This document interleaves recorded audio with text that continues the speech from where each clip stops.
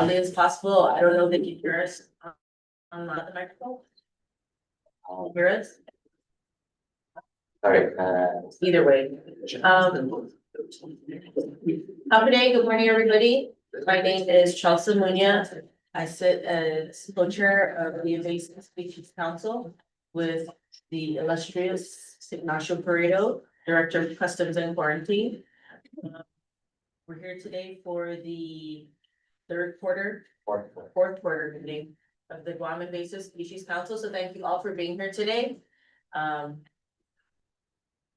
feel everybody's here and understands the relevant role of this council. I'm glad to see how much forward movement we've been getting in the last year with this council. And we have many really important issues to discuss today. I think during the reports, we'll hear some of the more concerning information about addictions, as well as other issues to address. With that, I'd like to invite my co-chair to give any opening remarks. Good morning again. Thank you. Thank you for being here. It's always nice to see everybody in this forum. As I always mention, this is a very, very important forum for us. It helps us to make sure that we collaborate with each and every one of you in this room, knowing that invasive species, yes, is a big challenge for us here in Guam. I deal with a department and agency that have to make sure that we, whatever it takes to prevent the introduction of any invasive species coming into our island. So again, thank you. Thank you for being here. I apologize, we went a little bit out of order, so we need to do a roll call. sorry, I'm sure Colin caught that real fast. well, I guess I'll connect.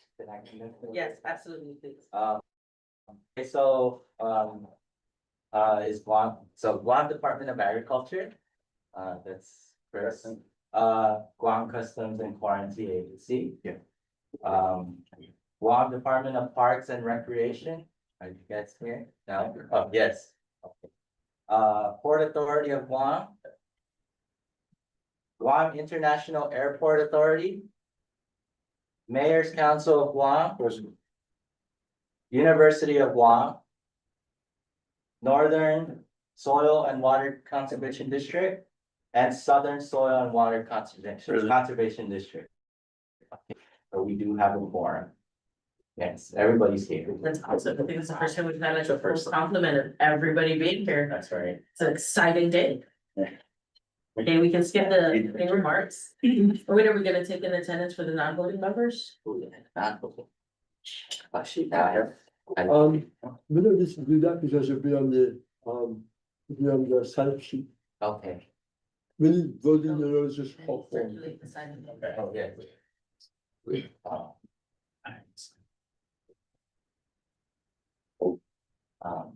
Okay, then next on the agenda item is number acceptance of the January 16th, 2025 and June 13th, 2025 minutes. I realized that January 16 was a consolidation of 3 different versions of minutes that had been circulating. So at the request of one of the members, the minutes were consolidated and are now presented for you for review approval, as well as the June 13th minutes.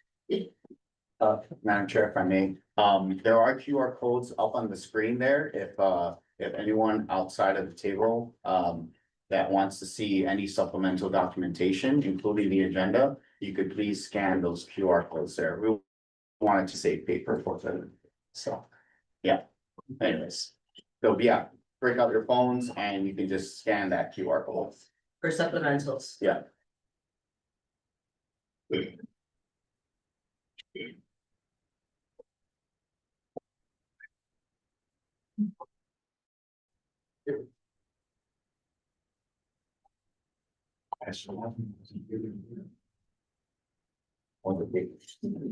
Can we get a motion to approve minutes or are we taking more time to review?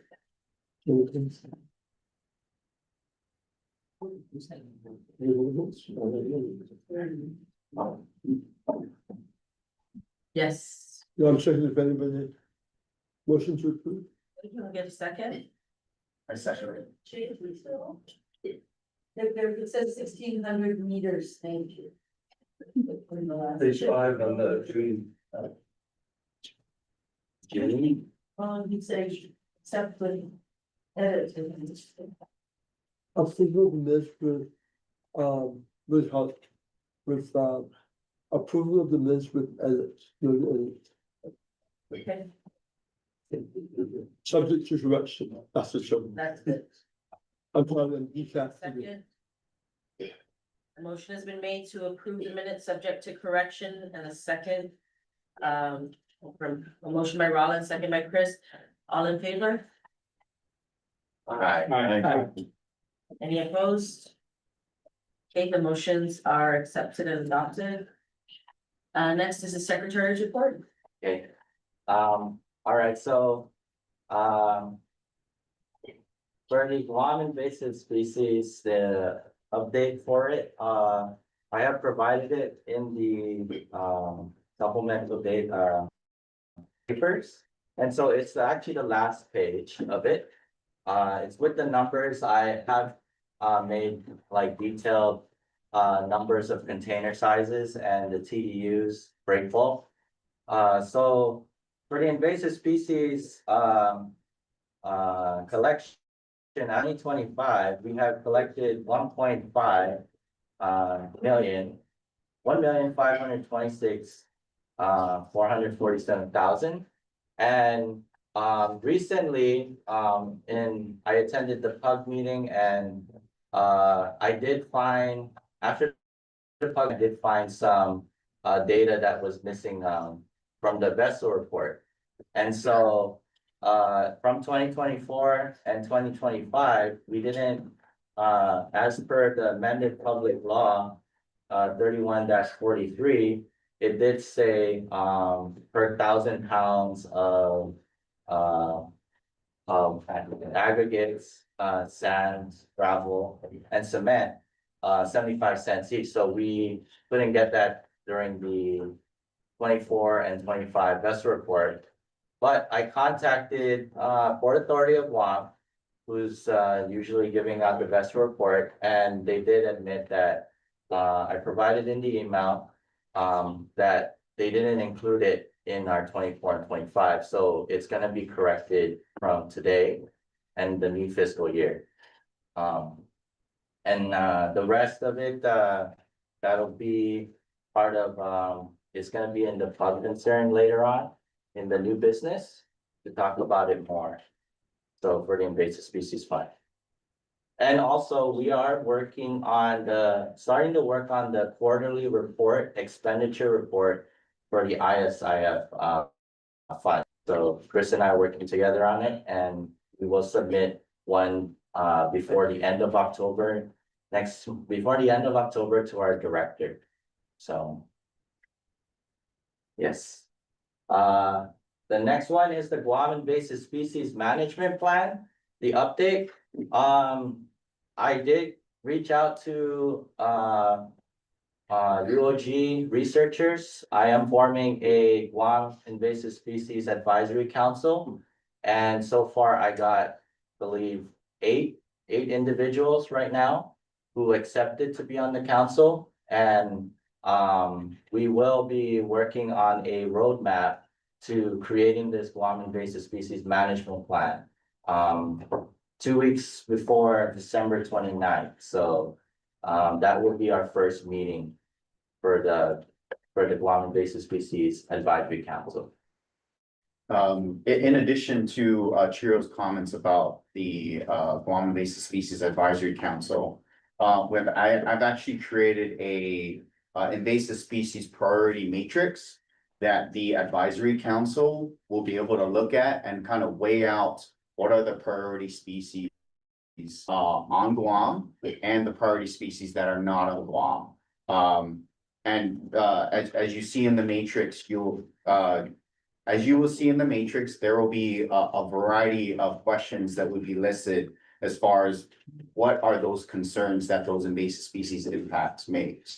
So, and I have the supplemental documentation here printed out if anyone wants to see it.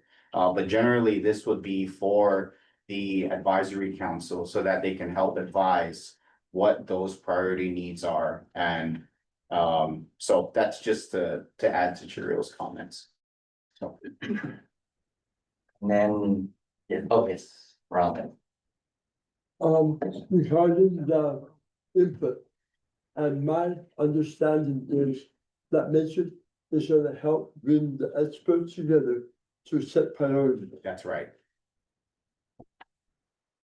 We need to build a caveat to have public opinion weigh in as well. Oh, yes. Because from experience, you get all the cooks in the kitchen and everybody wants to save their program. So I'm hoping that your matrix will be able to tease that out, but we also need to have the pulse of the public represented. Certainly, So I like to make sure that that's included in your matrix. definitely, yeah. Thank you. So input from stakeholders. I have a question or some. Also, if you're developing an advisory council to decide what are the priority species, right? But you know, our districts, we have a local working group and we've addressed through our planning, what are the top priorities for Guam? And this thing was built on input from farmers, ranchers, landowners, and others, right? And so we already have something within that, which identified feral pigs as like the top priority right now. So, you know, you gotta keep that in mind, because I think we are actually to do this kind of thing. Got it. Yeah. That's what I was Do thinking. you have representation from the district on the advisory council? Not yet, so I just reached out to the University of Guam for our researchers. And I will be adding into the advisory council. Because it sounds like that would be, I mean, you could have a representative from your working group Absolutely. to Yeah, sit on the sure. council, which makes most sense. Yeah, definitely. I mean, and that's kind of the key thing with the districts is that right there, because the local working group is right at the district level. They would be also hold that at the table. And they've always been a part of the GISC as well. That's, yeah, yes, exactly. So, yeah, not just pertaining to University of Guam, so. In your mind, Robin, would that institute a representation from the public? Or not? That really? is a piece of the puzzle, but I think we also need to do some data mining, and that is find out what other sources of data we can capture from the public. That some of you might know because of, if Aphis Wildlife Services, for example, they're supposed to stand up a feral swine state committee. So there might be a stakeholder group there. So all of us need to have our eyes and ears open for what other sources of stakeholder input are applicable to help us guide us and give us a true pulse of what's important. What the GISC is very vital in is these are the people that are actively doing invasive species work. And they'll be able to not only tell us what is current, but what Chris mentioned, what is on the horizon, so that we can pre-position ourselves and not be chasing our tails. That's important. Yes, Mr. McDonald. The local working group that Mike was talking about is what the federal NRCS will take to Washington to distribute the funds accordingly. Prioritizing, so we got the federal side, APHIS, FSA, or all those guys in our group. What we need is more data from the outside, okay, and the more data we have, the more our decision is going to be made world island-wide. So please continue on with that, with the reaching out, like they say, outside the fence. Okay, and do include northern and southern.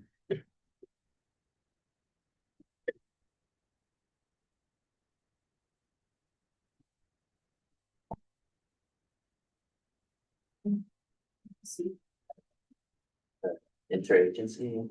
All right. So next up, is the interagency, work plan, which again, I did provide it on a QR code. I guess printing out about 7 pages of that and, it'll be a lot for everyone to look at, but it is on the table for both chairs to actually sign the agency work plan. It has gone multiple reviews. Unfortunately, there were just a minor error that we needed to change up. It's just the acronyms of Department of Agriculture. But essentially it's this interagency work plan agreement. It's actually following the previous 2016 interagency biosecurity work plan. We wanted to revive it because, of course, a lot has changed since already 9 years. And obviously with GISC coming back online, what we wanted to have this, and generally these interagency biosecurity work plans, the last one, I think, only lasted up until 5 years. So we wanted to also help align that with our memorandum of agreements with USDA APHIS, so that all 3 of those agencies that are, again, that are on the biosecurity side, to be able to make sure that we are in line with APHIS PPQ, yeah. So, yeah, any questions in regards to the interagency work plan? I know it was for you, the last, I think the second quarter meeting, that was provided as a supplemental document. But yeah, no questions, and if you want me to also send it out as an email distribution, we can do that moving forward.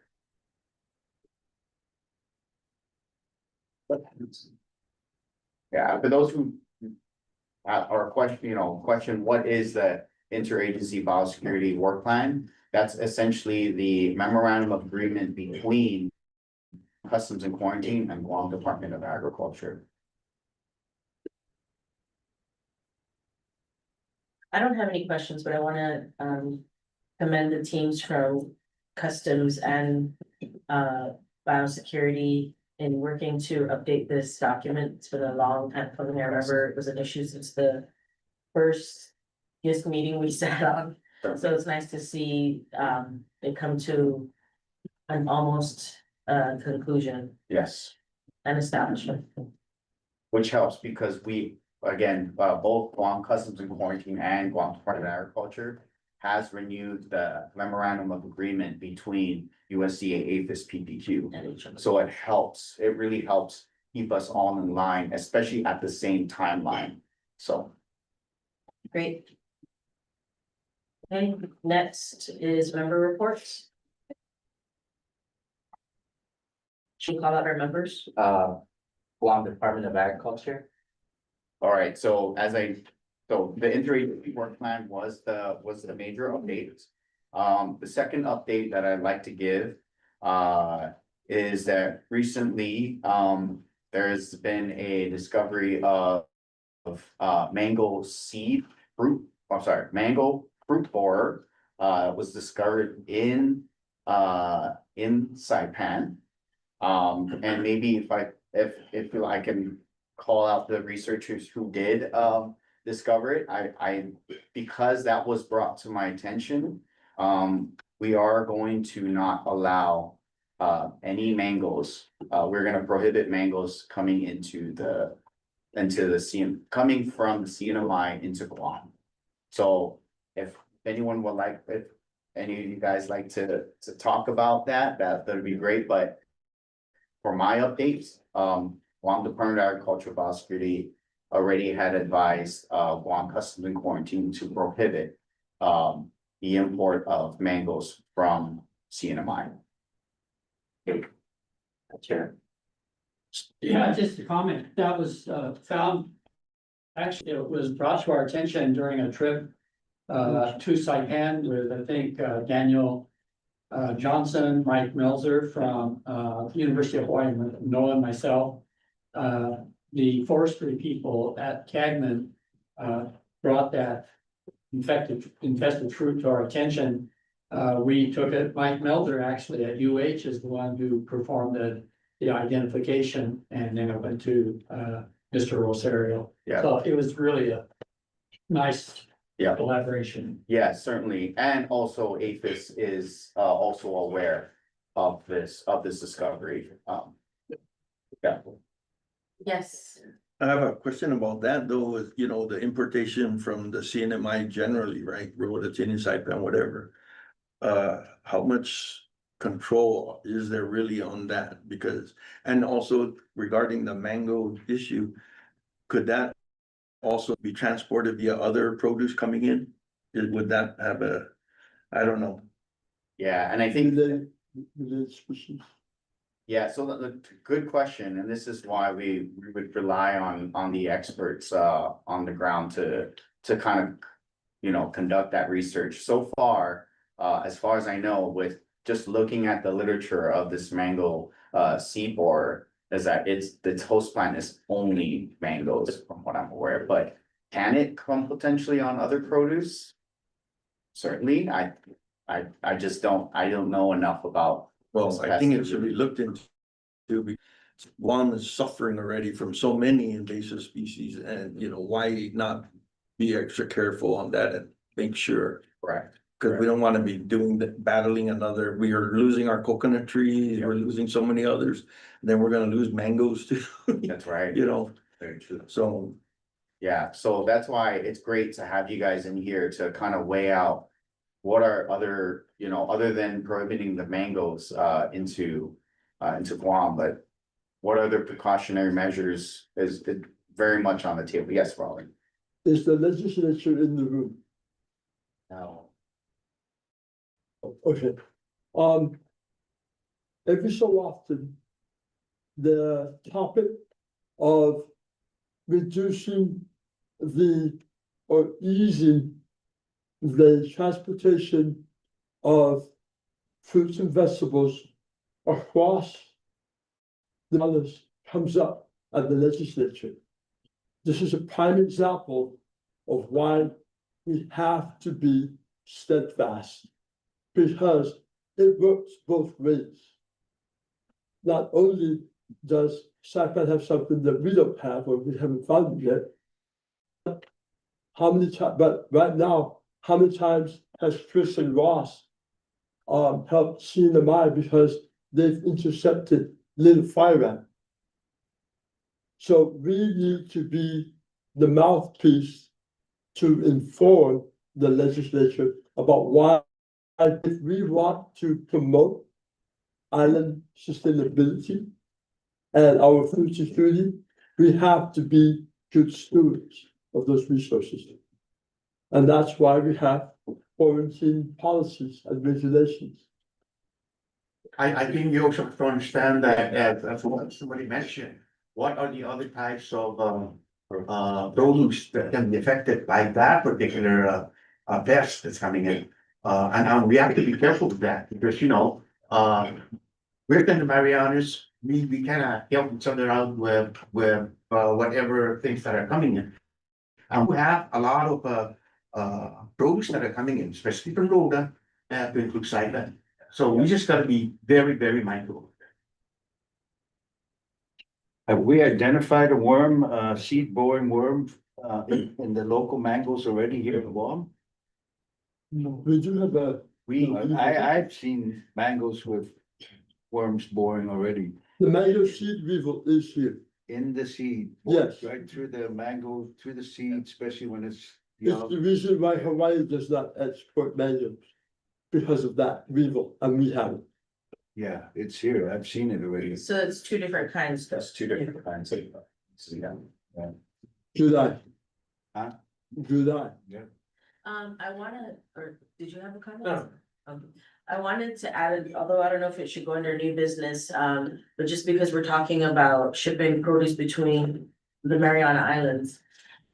And I'm not sure who else has participated in the survey that's been going on. CNMI received funding to conduct a needs assessment or a feasibility study for a ferry. to move between Guam and the Mariana Islands. And I participated in the, I guess they called to ask a bunch of questions. And then at one point, we brought up the issue of biosecurity. And the surveyors were, and I guess it's come up as an issue for them. I pointed out that they would have to conduct inspections at both CNMI and Guam when cargo and full and produce are moving between. And they were a little disconcerted by that and then they wanted to limit it to an inspection conducted just once rather than at both the point of origin and disembarkation. So just putting that on your radar, that when that comes up, that should be something that everyone gets vocal about. Because I think they're gonna push to have only one inspection rather than two. We participated in that interview and we did advise them that regardless of what inspection would be conducted when it comes in. Yeah. Okay. Next, or is that all for Department of Agriculture? That is it.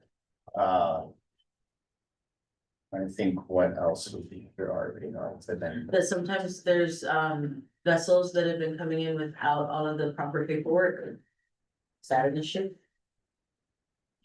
Don't see that. No, what were those? Just mainly, Sand, 7 containers of sand? sand, yes, ma'am, sand, Yeah. aggregate, yes.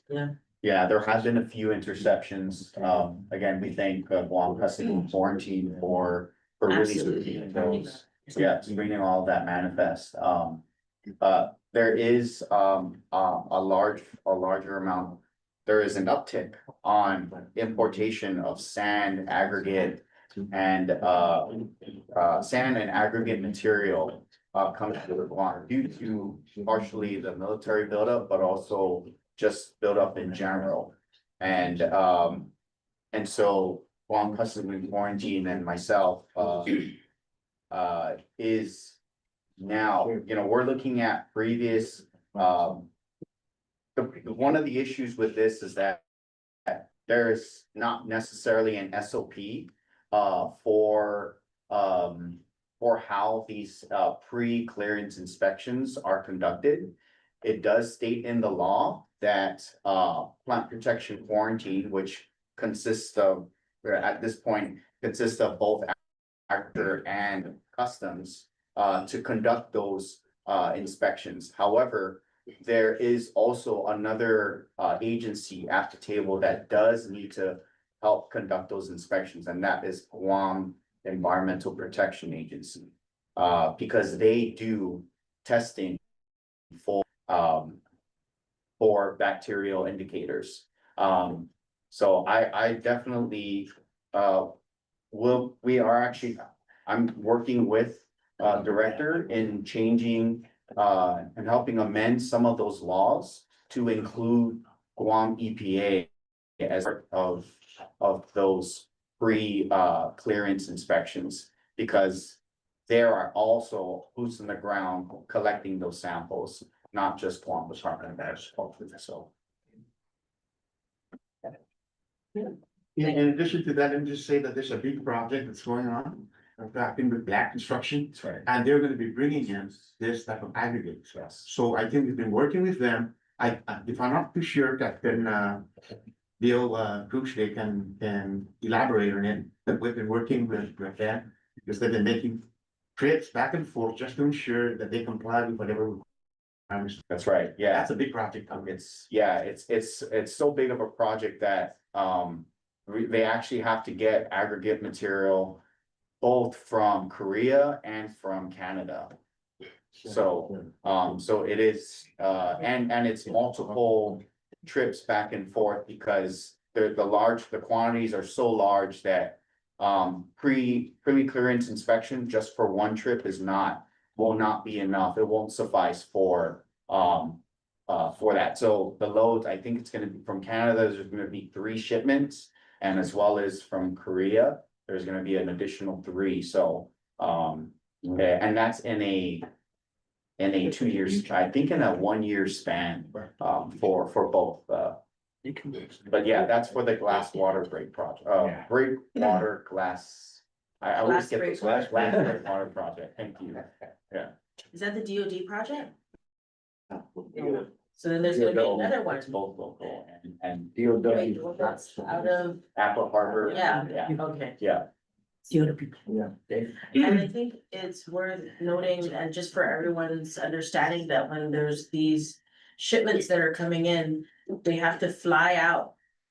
Personnel in Guam to go out and inspect before it even leaves their point of origin, which always sounds like a great idea and fun, but it's time consuming and exhausting. Very, yes. So right now, it's only, right now, though, by law. It's only Guam Department of Agriculture and Guam Customs and Quarantine that is able to go out. We do want to have Guam EPA at the table because because obviously we do collect the samples, with Guam Department of Agriculture, and, Guam Customs and Quarantine generates, I guess CQ 66, which is a documentation, then gets forwarded to the University of Guam, who does the testing for nematodes. But then also in that same token, that another sample was taken for Guam EPA. And also they test for bacterial indicators. Yeah. That's great. So that does need to be put in an SOP because there, as far as we know, there is none. It's GCA though, right? So that needs to be amended through the legislature. I don't think that's GAR. I think that is a GAR, yeah, So then if it's a GAR, we can do it jointly to Internally, amend that yeah. language. correct, yeah, Okay. Then that's Which is something we good. should put on, yeah, We do. yeah, yeah, but on the and. list. And actually, right now, Guam Department of Agriculture, we are looking at, doing a lot of amendments to the GAR. Obviously, before those are amended, that will go out to public, like as a public hearing and like bill or something like that, right? Does it? When we have Does it not? amendments to our rules and regulations, we hold, like we're doing on October 2nd, public hearings, sort of, listening sessions. It started off as community listening sessions, but we realized we could use these to amend our GAR as well, since we're putting out public notice. So we amend our GAR, put it out for public review on our website, and then at the public listening sessions. I think we're having one October 2nd to update some This biosecurity actually is. Yeah, rules. a lot, yeah. Biosecurity roles and yeah, so we do invite, you put it also on the meeting minutes, we do invite, anyone to come to those, that, Ours had to send us a notice via email. Right, yes, for for all that, the GISC members. I yes, think we also sent out, there was a public advertisement for it that went out it was Friday. on Friday, correct, yeah. That was the first notice as well, with the agenda.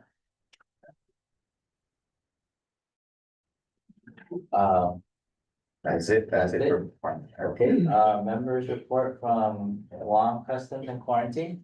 Okay, good morning. I was gonna cut out on what, Mr. Rizal said about, the containers of sand. For the past quarter, we received a lot of, containers of sand for different projects around the island, whether it be military or, the local side. All those containers we had taken samples from, and luckily it was inside the port itself. We had found one container that was tested by EPA that was positive for chlorofluorine, which is a fecal matter. So that container was rejected and was sent back to its port of origin, which was in Korea. Okay, the other 4 containers that was there in that same consignee was enterable. So it went to the place of this offloading. Okay, so we've seen also so far. We keep it in the port to collect the samples of sand because of this reason. Had that thing go out to where it's supposed to be at, and it has to leak or got rained on, if somebody opened it, then we'd be in a lot of trouble. So my advice to the captain down there at the port is just keep it in the port, and we'll draw the sand from there along with EPA. Take it to our respective labs and get it tested. Okay, like Mr. Rosado said, one will go to EPA for their lab testing. Ours we'll go to Dr. Dulap in Yoji with Mr. Clancy. And then we get that results and then refer to the people that own the sand, okay? It's been a lot of them coming in, and I don't think it's not gonna stop anytime soon. Mr. Chris has got back recently from Japan for another load of sand coming in. I don't know what day that's gonna come in, but we're gonna be ready for that, to put the samples. Even though they collect samples from there and they bring it back, we're still gonna collect samples again when it comes in. Yeah. Just the integrity of this place that we're at, because we're not there. EPA is not there, so we're gonna take that sample again and run it through the test. Okay, so it's very important that these guys, when they went for their trip to Japan, the bags were marked in a special way that they can identify where the sand was taken from. Okay, the date and time and the location. Okay, also, we've been finding a lot of animal feed comes in Guam. A lot of animal feed, particularly the ones for the chickens and roosters and stuff. We saw, we had a lot, about 2,785 pounds had to be restored back to its origin because of the ingredients inside, which is bovine meal. Bovine meal was under USDA was not allowed to come to Guam. Those bags of feed from different consignors were returned back to the original origin. And then we had about one container of 700 pounds of the same feed that was destroyed. The shipper didn't, the owner, the consignor didn't want to send it back because it cost too much. This case destroyed, it was a lot cheaper, like $725 to destroy it per container, per bin. Okay, so that's the thing we've been seeing for the past couple of quarters. The uptick of the sand along with the animal feeds. Okay, this project with Black Construction is very important to Guam because once again it's a Guam breakwater dealing with Black Constructions. The first shipment or the first outing to go to bring the stuff in is gonna be maybe November. I have a meeting this coming Friday with the Black Construction folks to find out the actual hard dates that we're leaving to Canada to get the aggregates back to Guam. Okay, and that's a big process, a big, they're not just gonna bring it to the dock and then offload it. It's gonna take a while up to Anchorage and then bring it in through belts and stuff, because it's a heavy load. And then you offload it, I guess, at hotel pier. Okay, and that sense comes in, we're still gonna have to inspect the aggregates when it comes in. We can say, okay, it's good to go. We're gonna go on the vessel and actually do an visual inspection again. Because in that area, we don't know what can climb in or what flew into under the canvas where it's gonna be at, that we'll find something there, but we're still gonna do the same thing. So even though we go out to get the stuff and bring it back for testing, once it gets back to Guam, we're still gonna put the samples for testing in, okay? I would like to add to that, the load is so large that it's gonna take a couple of days to offload, some of that aggregate material, so, it's a large load, coming from Canada, so. Yes. Just something to look out for. And then in April, we got the one from Korea come in, gonna be the armor stones, along with the, I guess, the casting of the cement. Yeah. The jacks. And I know one of the questions from EPA is, are they covering the cargo when they're shipping? So that was our recommendation, during our first, site visit. These armor stone, they're as big as like these tables here. So, you can only imagine when it is on the vessel, it's, it's not containerized, it's not closed. It's in an open area, and the way the ship route, is coming out of Korea, there are still a lot of flight paths. I mean, you're close to land, so, to me, I'm worried about, the flying insects, but also some of the hitchhiking insects. So there is a plan that Black Construction is going to how to decrease the risk. Because we want to get the risk as minimal as possible. And so just by having them implement all the best management practices for that type of cargo that is uncovered. Yeah. I'm from the port. My name is Ken. I just think it's important for everyone to understand here is when that kind of cargo comes in, sand or aggregate, it's not exposed. It's actually inside the holds of the vessel. So it's actually covered with a ponton. And then when it comes to Guam, another thing to touch point on what he was talking about was it doesn't come off the ship and then get tested. It stays on the ship. all of those guys go, they board the vessel, take their sample, and it's not even, and it doesn't even get discharged until it's approved and cleared. And that's something, because when, like you said, it's a lot. Sometimes it's 5 days before they even discharge it. And that's still more operation for them to take it out. It's not like it's, they take it off and they take it where it's going. They stockpile it inside our yard. But for the most part, what's important is it's not being discharged until it's cleared. That's very important. Customs does they stay on top of that part with EPA to make sure that none of that stuff happens. So that's a good thing. Will they be testing the material or the aggregate at different levels? Like if they scrape off like 10 feet of it and then they test it again? And remove another 10 feet of it and then retest it again? Because that's where I think the problem is will come from, is when you can't get down 30, 40 feet down to the lower part of the aggregate where everything like congregates, so. So that is the standard, both on the University of Guam side and as well as Guam EPA side. I think right now the biggest struggle for us is having that actual equipment. I guess they call it like this huge auger that goes right into the sand. Yeah, so I'm not too familiar with that, but I know I don't think we have that. And I think that's something that's gonna be upon the consignee to perhaps provide that. Other There's than that, certain yeah. ways to Yeah. debug that. Is either you use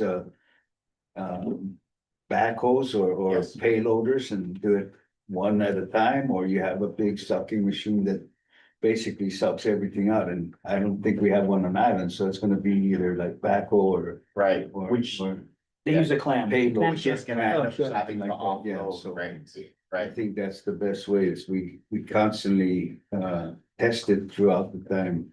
Throughout the time that aggregates in the hole at different levels. And you pass on the cost of either the shipper or whatever the company that's doing it. Yep. You should not skip that part. Ken, were you saying that it's covered, or you were saying that? So when these most of the vessels, aggregate or? right, so when the vessels come in, they're like, they're metal covers. Yeah. And it's below deck. Okay. It's not above deck. So it's all covered before it even comes here. They open it just so they can get samples. And then as soon as they get their samples, they close it. They don't even get a clearance to take it off Okay. until it's passed.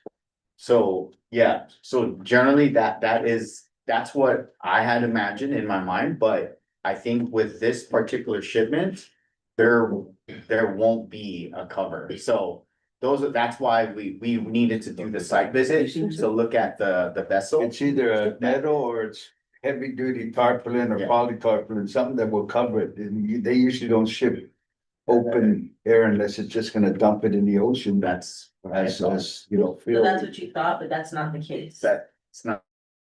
That we saw the vessel, the photos of the vessel that will be loading, some of that, the harbor stone material.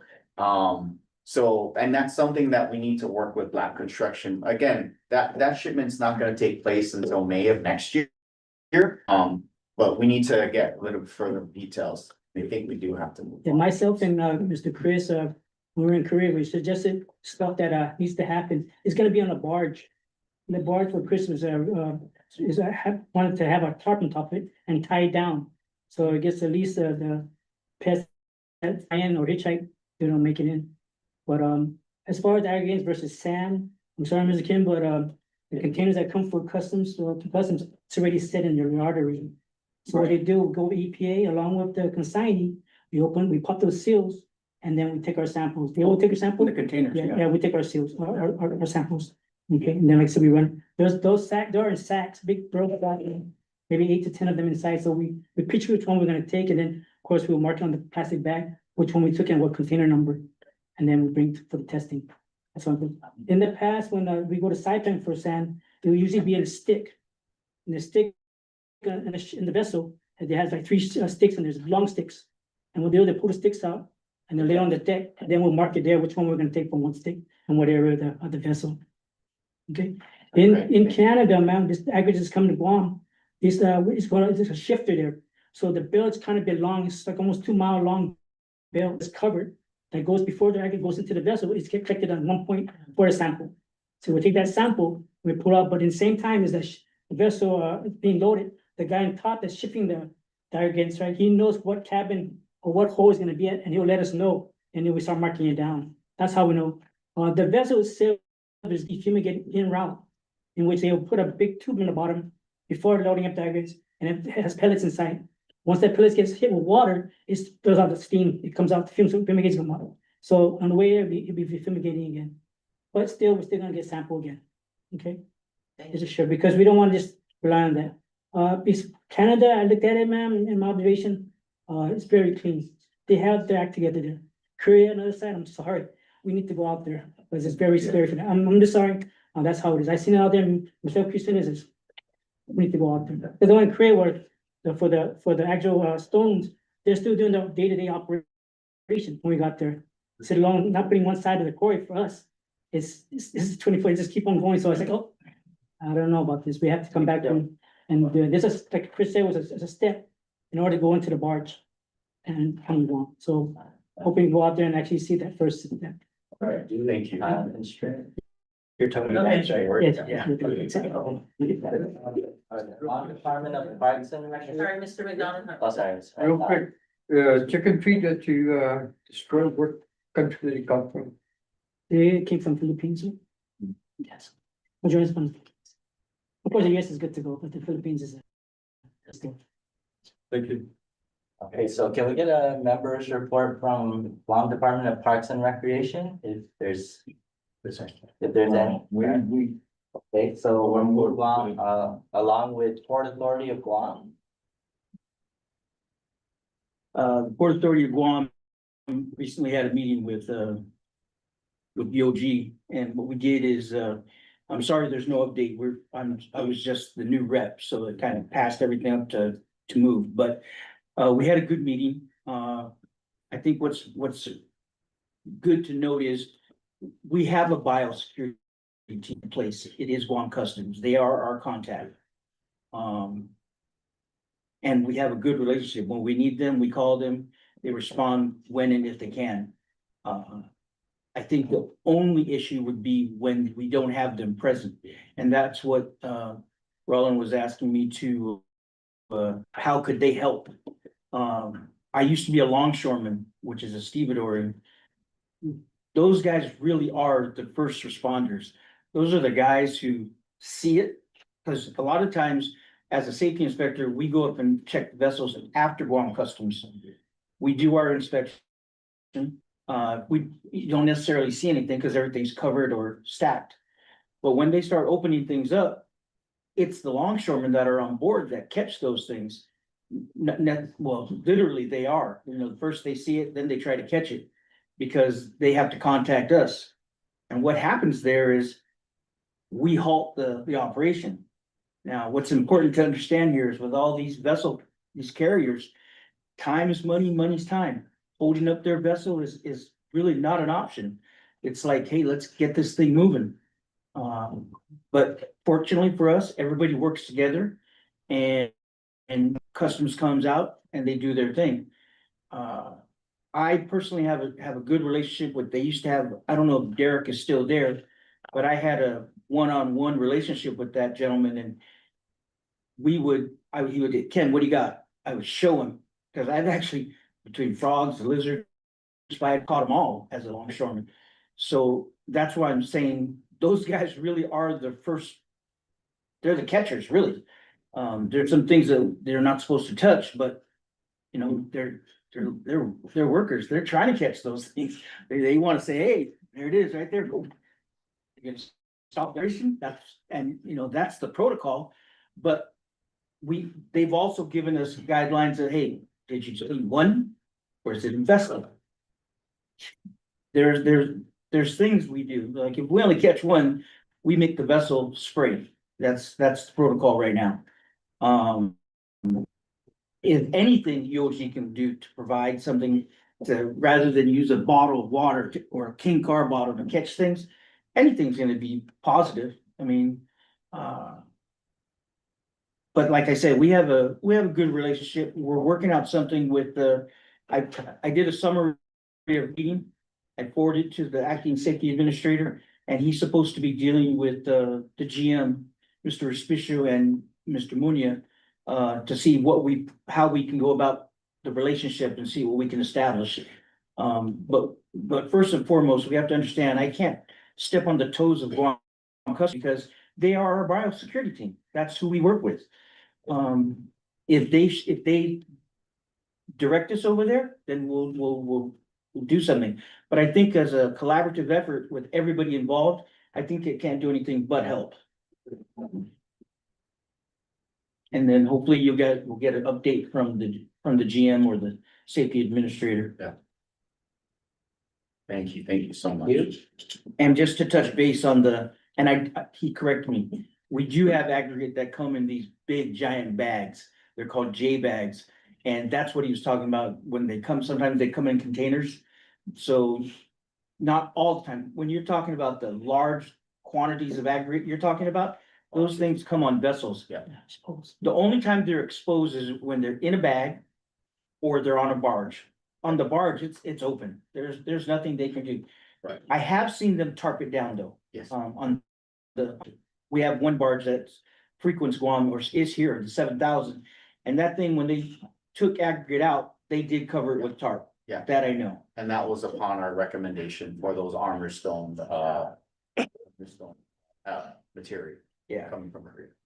Okay, next. Okay, is there any update from Guam International Airport Authority? No update, other than, we, just processed two of the biosecurity, two employees, additional employees. And, the Royal Palms are beginning to show, the CRB, the Fed CRB. So that's something that I have to bring up to the management, Yes. other than the coconut trees that are around there.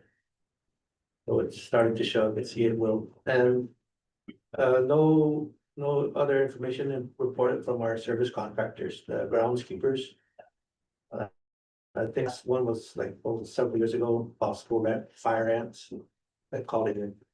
But nothing else other than those. Okay, thank you.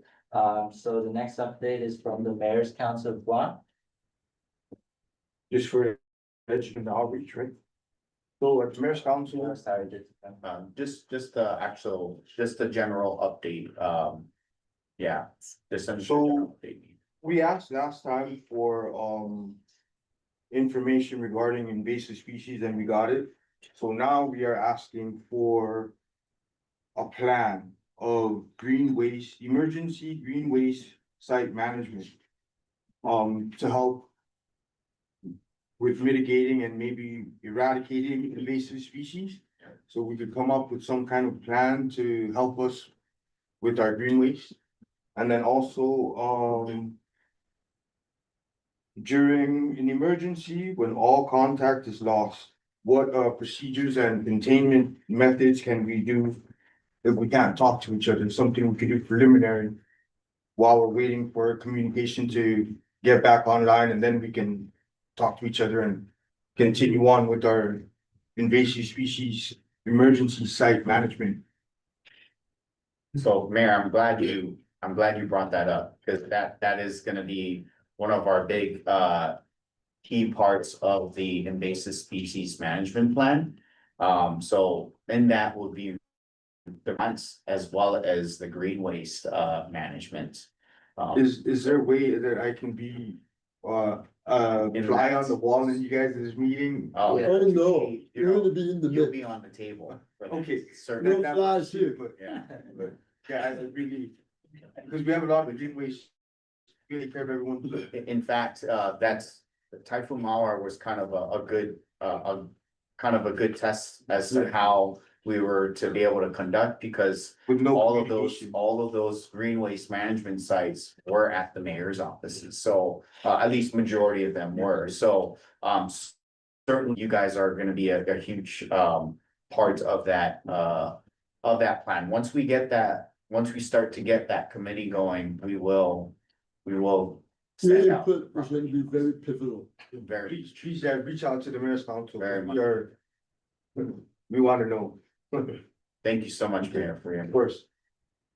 Okay, sorry. Updates from the University of Guam.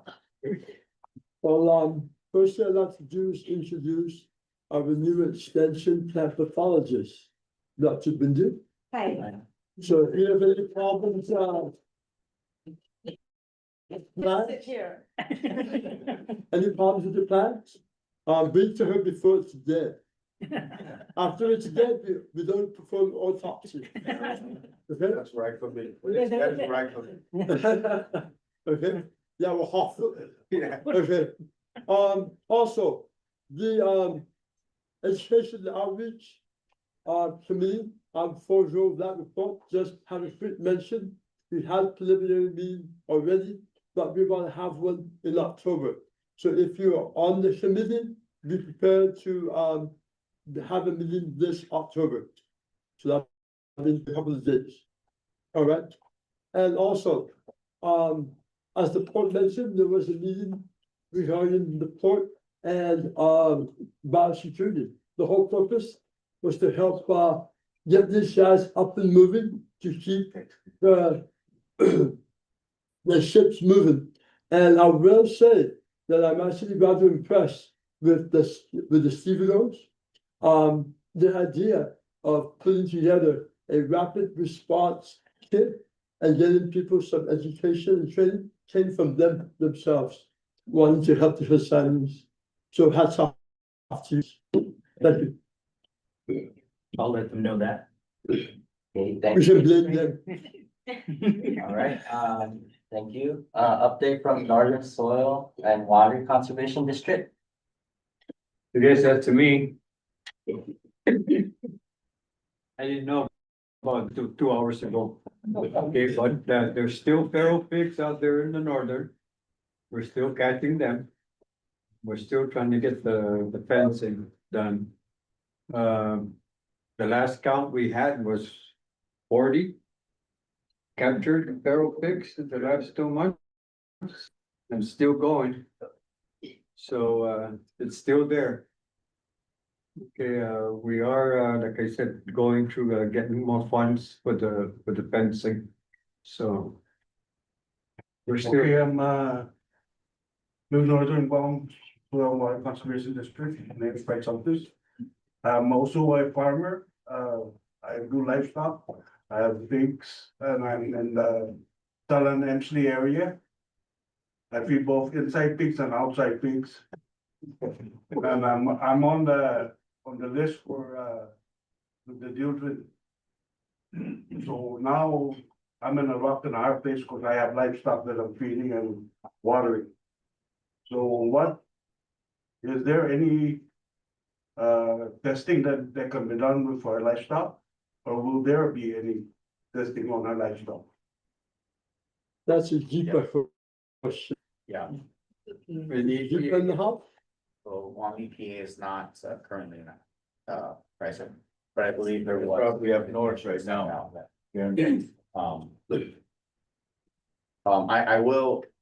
I did want to mention too upon this Northern Soil and Water District that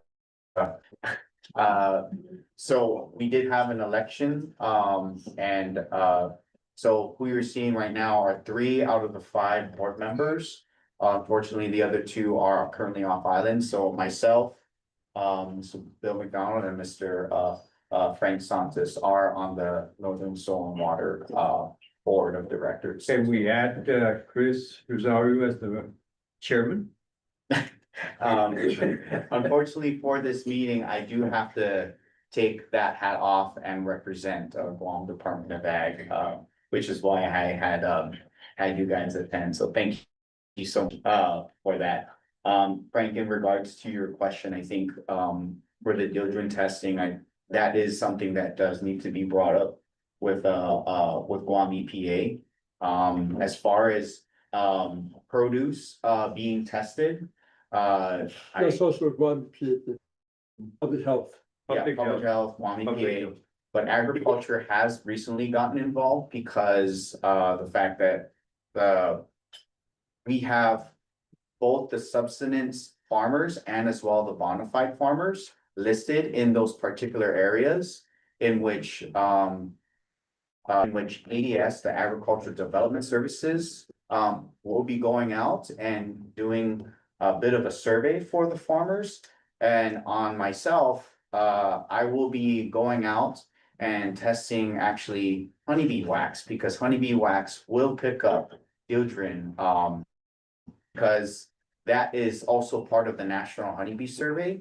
I will be testing those apiaries in that particular area. And that actually will help give us a better of understanding of whether dieldrin is actually being more on the surface level as because again, bees are picking up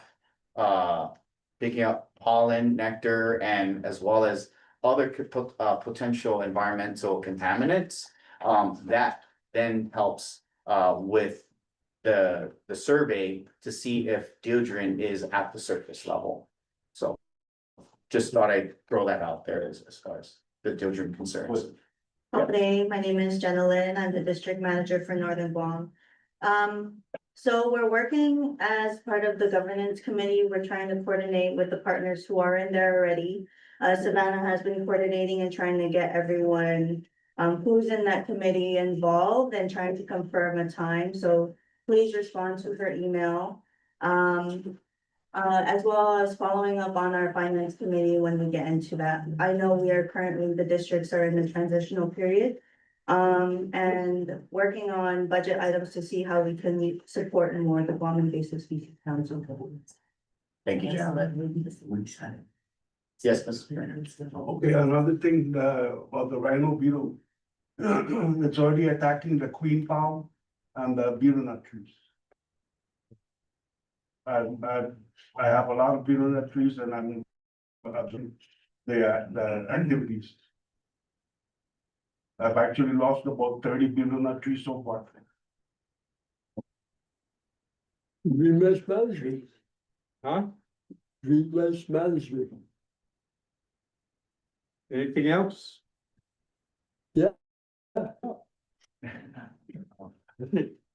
Okay, do we have any accumulations for green waste management? That- EPA approved, Yeah, where? Northern Hartfield, Good. Northern Hartfield. Also, you know, also to Manhita Farms, the Pacific Topsoil. Is it free or do we have to pay? You said if it's approved, you said well, you have to pay. Okay, well, the next question is, free? I don't know, you have to check with them. Okay, so there's none that you know of. That's free. I don't know whether it's free or whether it's, Right, Okay. right. Okay, can we get an update on the rhino beetle plan to eradicate, or what are we, where we're at? Intervention, Yeah. mitigation, whatever you want to call it. What are the two sites you mentioned? More than, there are a number, there are about, if I'm correct, there might be about 4 or 5 deeper approved Hartfields. but when the green waste goes there, what actually is done to the green waste? That's a different So question. even if it's. That's a different question. And that goes back to the green waste management plan. Because if it just sits there, it's just a breeding ground for the. That's exactly what happens. So the only way we can see that there might be a way to solve this is incinerating it. That's. Another way is to actually do active composting. Moving the compost pile around so they don't have a place to stay. Well, the key is to raise the temperature above 120 degrees and keep it there. And the rhino beetles won't bother it. Now they will little fire it. Okay, that's, It's time. that's. So, can we move on to the updates for Southern Guam Soil Water Conservation District? Yes. Okay, as you guys are aware, our Southern Guam and Northern Guam districts have been partnering with USDA Wildlife Services to pig, well, I won't say eradicate at this point, but we've been trapping with them through the last several years, and we've been spending a good amount of money throughout those time frame. Currently, we're probably should be at them paying about 100,000 or so for both north and south, if we follow exactly what they're asking us to do. Over the south, we kind of cut back a little bit because the funding is a big issue with us. And so we're asking about this invasive species fund, and if possible, to have that fund support APHIS in their efforts to do trap for the feral pig. And like I said, the districts have been forking out a good chunk of money for the last several years, and we would like the invasive species fund to support that. Okay, of course, the local working group, like I mentioned earlier, right, we identified pressure as an invasive species management are the big issue, the number one priority, which Bill mentioned would go to the USDA and NRCS and all that, where the funding would funnel down to us also. So just that was one of our top priorities for our local working group on Guam. And yeah, we funding for that is a big issue. Southern District is also standing up our own pig brig operation.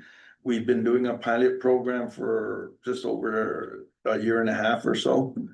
And we're trying to provide traps and active trapping throughout the villages in the southern Guam. Collaborating with the mayors if possible. That's the plan that we've talked about ever since. And so within 3 years, we're hoping to have, 2 or 3 traps per village throughout the southern Guam to help with that trapping effort. And that is also one of the branches, the 3-legged branch of our trapping efforts, working with Wildlife Service, trapping our own.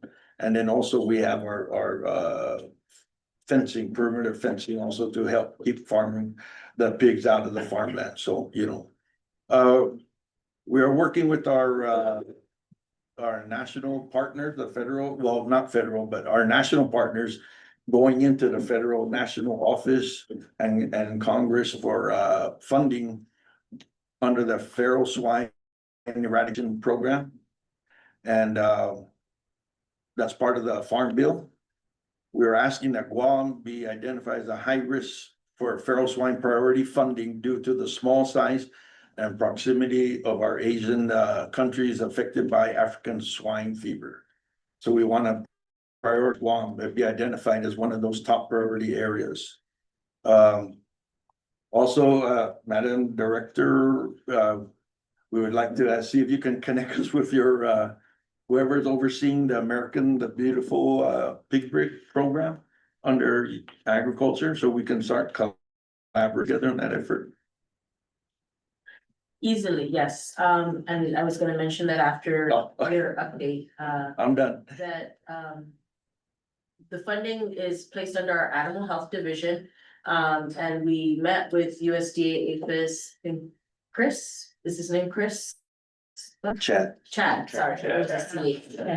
So we met with Chad to talk about how we can use that funding. We're under the America the Beautiful, we're sub-awarding a huge chunk of money. I think maybe it's around like 250,000 to USDA APHIS to help support that, the swine eradication. I believe the last update we got was that APHIS has no issue with the MOA we drafted together, so looking at hopefully having that funding to them by the end of October. Once the MOAs get signed and passed around, then we can start pushing the money there. With Chad, he believes he needs roughly $300,000 annually to keep the program supported for the whole island, and effective for the whole island. And I think they get around, I'm gonna say 100-some thousand from the federal government, so that's what they're looking for, is some supplement for that. And with our subawarding of the grant funds to them, they should be able to carry for at least the next couple of, maybe 1 to 2 years with our grant funding. And we can talk about how to move forward after that. It is one of the allowable uses for the invasive species fund. Certainly, are you, I guess one of the big things, are you looking for? Like, as like matching, is there a certain percentage? Well, that's our match, right? Yeah, something. That's our match right now, as it is. And you know, so we're asking to help. And because we're trying to do other things beyond what we're doing with. Beyond APHIS, right? surviving. So we're trying to expand. Okay. We're not in competition, but we're trying to have a third leg of that effort to bring in more pigs and get rid of this, like. That's how bad it is, really bad, you know, so. Are the traps used the single traps where they oracles or is it? No, well, they have their corral traps and we have our pig traps. That's Yeah. good, that's cool. You wait until they all get in there and then it's We can bring or have a separate meeting to go over that. So we finish this meeting. Yes, okay, so the next one is update from the USDA Wildlife Services. I appreciate the conversation that we just had about the feral swine program and. We've been working with, Chad and Aaron, we've been really discussing about how we could maximize. The program, when we originally started this program, we were matching federal funds to local funds to $2 to $1. But over time, because of increased costs, increased salary wages, the ratio is now, I think about 80 to 40. We're bringing about 60% to about 40%. And that's just costs that are out of our hands. And so that ask of increase over the last few years is just to binge so that we can maintain the program we have. The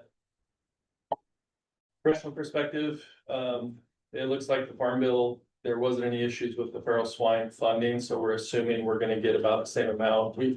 Last year we got about 120,000, we're expecting about that much. Occasionally, our program will throw us a little bit more towards the end of the year, but we cannot predict how that's gonna land.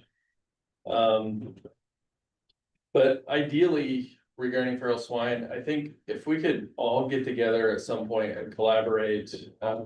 Because as we've been doing it, we've been working with our partners from the soil boards for many, many years, and they've been really good partners. And I think if we could get together and now working with Department of Ag, if we could all get together and just kind of make it so the funding can just support an island-wide, where it doesn't have to be linked to each individual organization, but it's supporting the island federal.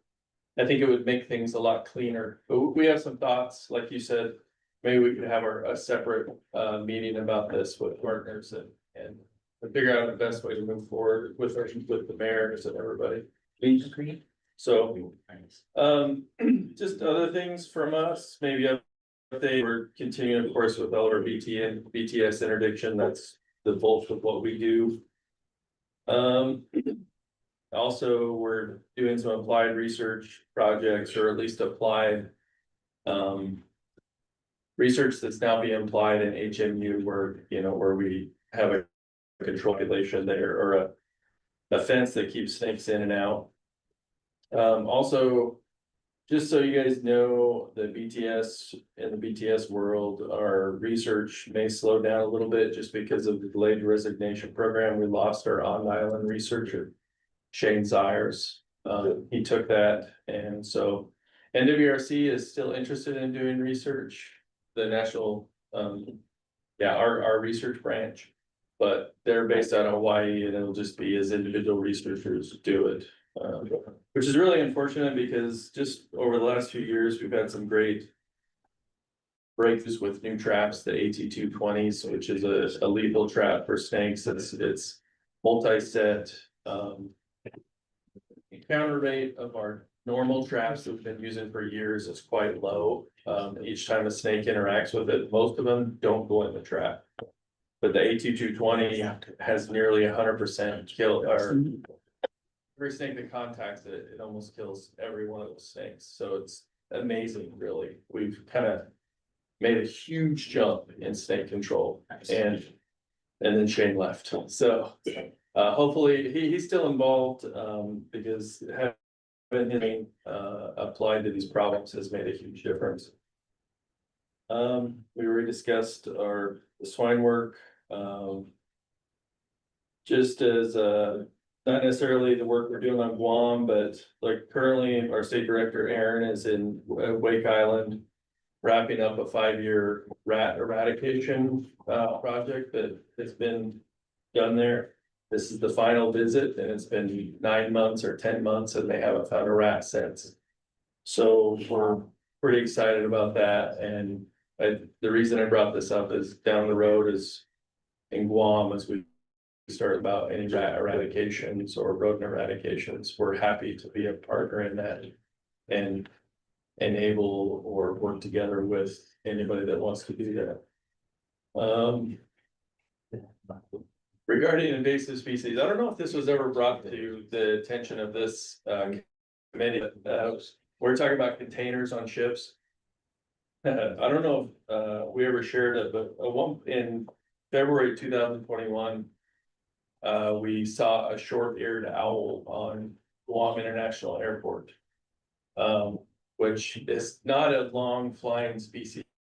That species that would cross the ocean on its own. They just don't have the ability. So likely came out in a container. We don't know if it was from Hawaii or a ship. I don't really know if it was from Hawaii or from Asia. It could be either one.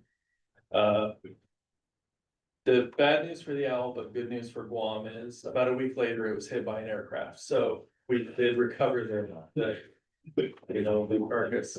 So, we don't want an owl population on Guam, but when we start talking about ships and containers, that's another aspect of stuff we don't want coming. And so as we talk about it, let's talk birds too. So that's all I got. Thanks. Sorry, so we're gonna move forward with, we'll have the updates from port users, Guam and, Excuse me, can I just real quick? yes. So thanks, Buck, for your report. Appreciate that. I wanted to suggest that maybe our district can help coordinate a meeting with the group that we want to establish some feral swine eradication. Yes, and then also just to put on our council's, maybe as an action item later, as we can draft a letter to Congressman Moylan, because I just spoke with his staff last week and we were talking about areas where Guam needs support. And he said that, I forgot who the congressman was, but there's another congressman looking at introducing another farm bill. So that could be an opportunity, and they're engaging directly with Congressman Moylan's office about any asks. So this could be a point where we ask for more funding for wildlife service. Yeah, we've been collaborating with his office several times in the year. So then I think the letter from the council would be a good support. And yeah. So we'll thank you do for that. coordinating the meeting. We'll coordinate. Okay. Okay, so, due to time constraints, sorry, we're gonna have, our users Guam, with their updates, and also, Madam Chair, can we also talk about their concerns? Sure. So for users Guam. Yes, thank you.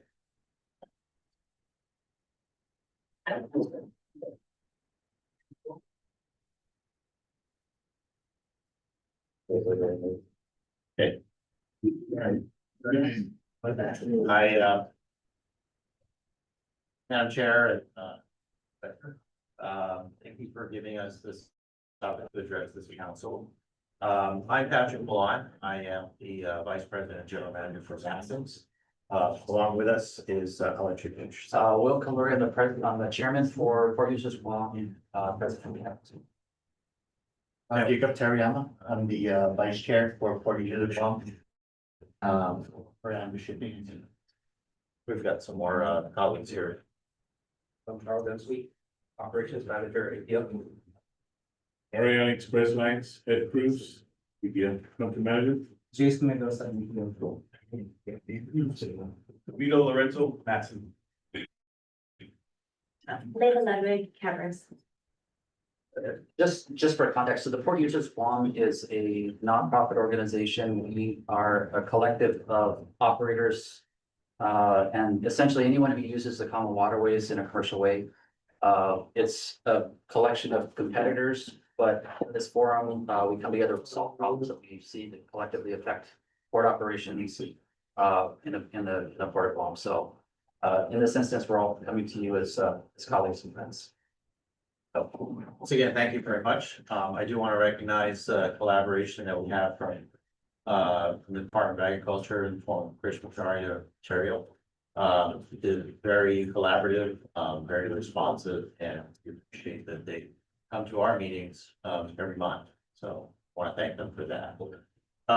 So, Will, if you don't mind, I'll just go and cover this. You know, we recognize that we just replied back in a letter to you, Director Linda. And we wanted to just kind of be able to readdress the issue with this group. And it has to do with, I guess, the current interpretation of the amended law that established the invasive species fee. So I just want to kind of put things into context, and that just kind of remind everybody or give us the context of what we're talking about. So when the law was first established in 2011, it established the fee in particular. It also established the council and all responsibilities. But what we wanted to address today really is just the fee. It was mandated that the fee is to be paid by the person responsible for paying the freight charges to the transportation company. So not the transportation company, not the carriers, but the person who's paying the freight. And that's basically is the shipper or the consignee, the person who's receiving the cargo into Guam. That's who should be paying the fee. What the shipping companies are tasked with doing and are very willing to do is to assess the fee on the cargo, collect the fee, and then remit it to the Department of Agriculture. Again, something we're very supportive of, and is happening to you today. The one thing I think that needed to be addressed, it was recognized that the initial fee that was established was a little bit difficult to administer. And there was an easier way to do it, especially with containers where you just assign a fixed fee instead of trying to assign a dollar rate to the weight of the cargo. So, you know, after a lot of discussion, a lot of things happened from 2011 until when the fee was eventually started to be implemented. There was an amendment made to the law, and the port users group, the carriers, were supportive of the change from the weight fee to the standardized configure rate. They were very supportive of that and how it was to be administered. Where we kind of run into an issue is the law was amended.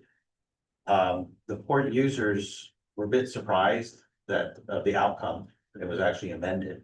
And we believe that it actually went a little bit sideways. The rate was changed as per our agreement. However, there were other changes that weren't made aware to us. One of the changes was that the fee, the responsibility of the fee to be paid was now placed on the transportation company, in this case, the ocean carriers. We thought that was not in the spirit of the original intended law, and it was the undue burden placed on the ocean carriers, because now it's not a fee collected from the person who's moving the cargo. Now it's an expense that the ocean carriers are paying. So we felt that that wasn't the original intention, and that's an undue burden on the ocean carriers. Keeping in mind too that, you know, the end result is that the fee is only collected at the marine terminal. It's not collected at the airport. I understand, I'm not the expert in that, but I understand there's certain federal regulations that conflict with the ability to assess this invasive species fee at the airport. And so, you know, it is what it is. But again, just going back to, you know, putting that burden on just the marine ocean transportation carriers is really not due burden. The other thing, that I think is being interpreted in the way the amended law is written now. Is that all containers that arrive into Guam, whether it be for cargo that's actually destined for Guam. Or cargo that, is eventually transshipped to the neighboring islands. That's to the CNMI, to the FSM, Palau, and the Republic of the Marshall Islands. And the issue with that is, Guam is very, very important transshipment hub for the region. We advocate, the carriers all advocate for that. But when we do travel out to the islands to visit, the other governments, our customers there for sure. There is this view that, wow, why do we have to go through Guam? Why can't you just bring cargo direct? We have to pay all that extra expense. And I guess the thought from their perspective, well, that's also an undue burden on them. And that's an issue for our legislators and our government leaders to work through with their counterparts in the region. So I don't wanna make a judgment on that in any way, except to just relay that sentiment from those items. And so we see that if you charge this invasive species fee on things like transshipments and empties that come back from these islands, that also places an undue burden on them as well. For the issue of empties, what happens is, as cargo goes out to these other locations, eventually they come back, not all of them, but a great deal will come back here because the way ships are routed. Those are also loaded back onto other vessels and taken back to their origin. As you know, those can be used over and over and over again. So it's just all part of the normal cycle. So the problem with that is, again, thinking about the original law, is we were supposed to collect the fees from a shipper. So an empty coming back into the island doesn't have a shipper, it's just an empty container that's just being rewritten, sent back to its origin. So it can be used again. So there's nobody to charge the fee to for that particular instance. And but having said that, I just want to assure this council that, all of us in our discussions, we're very supportive of what you're all trying to do. This is our island community too. We are concerned about preserving the island and our flora and fauna here. And we just want to do it in a way that makes sense to everybody. We know that the funding is very important, and I think we've had some discussions, really good discussions, and we feel that the funding can be met through if the original laws, with the amended rates, are exercised to its fullest, doesn't include transshipments and empties, you can still make your $2 million funding goal this year. So we're continuing to work with Chris and Cheryl to really make sure we understand that. What are those other opportunities for the Department of Agriculture to collect those fees from other sources besides just the usual carriers that come in every week? We're talking about aggregate, armor stone. There's vehicles that come in from, I would say not as regular shippers as the rest of us. And so we just want to make sure, that's all captured.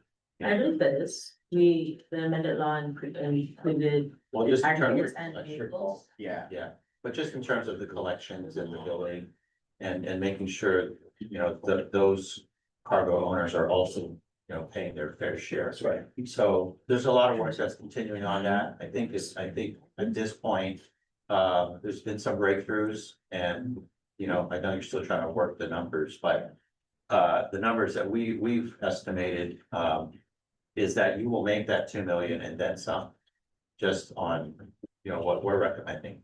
And that doesn't include the transshipments and the empties. So we've also taken, another step, and we've reached out to the senators because it starts with them, right? And how they set up the laws for us to, follow through on and explain all of this to them. And, there is a willingness to look into this. What we'll do today is just bring this to your attention and see if we can get some alignment on the way forward. Thank you for answering any questions. Thank you, Ron.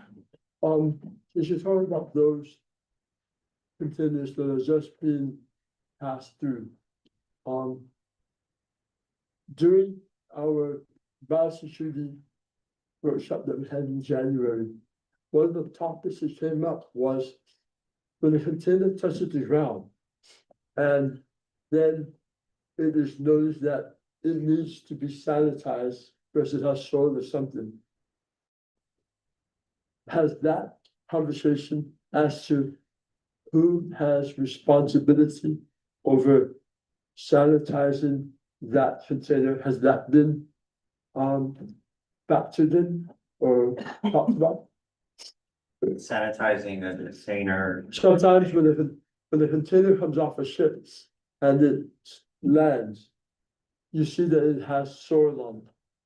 So who is responsible for cleaning that container, for sanitizing the container before it gets put back on the ship? For transshipment. The bio guys who is now the port is looking at is customs. So in any factor, I don't care if it's a container, a car, of equipment that has anything that's, you know, soil, or a leaf on it or a bird must be inspected and held on, but the port is considered a biosecurity station. And it's locked up. It doesn't release anything from there. That's where everything is secured in that. So, Go ahead. go ahead. No, please. Well, so before this goes down, certain path, what I wanna, highlight is that I don't think with the fees, I don't think we're trying to assign a fee to every instance of where the risk is. Right? I mean, but I get your point, and there needs to be some processes for that. But I don't want us to kind of, confuse that with how do we assign the fee? The fee is meant to collect and raise funds for the council, right? And all of the activities that this council wants to do. We don't collect anything from the airport. So, and there's a lot of risk there as well. But that's not the point of how we want to collect the fee. It's meant to be a way to generate the fee and raise the $2 million, which I think we are. But not necessarily assign the fee to every instance where the risk is, because that would be, that'd be a whole different thing. I was just trying to bring up a gap Right. that was identified. And as you're talking about that, I sort of didn't want you to have to come back twice, figure that out. So if it fits within the discussion as this discussion goes along, if it's germane to the discussion, please consider it, is what I'm asking. Thank you. Mr. Don? Yeah, when we first wrapped up the bill back with Senator Duenas, that was one of the questions. When a transit equipment comes over, specifically heavy equipment, and you got soil in there, right? Bruce was, it lands on the port, and it becomes an issue for us here in Guam, whether it's here or goes out to Palau. So what we did when we set every equipment container that lands on Guam is supposed to be responsible for the environment. Okay, and just think that way, okay? And yes, if an empty container comes here, who's responsible for that container? Is it Matson? Is it all the other different carriers? Of course, that's theirs, right? Correct me if I'm wrong. Somebody owns that container. Right? Yeah, I hear you. Yep. Okay, remember that, guys. Yeah. Okay, that we're we all trying to save this island. Right. Now, when we crafted this out with Senator Duenas, that's what our intention was. Right.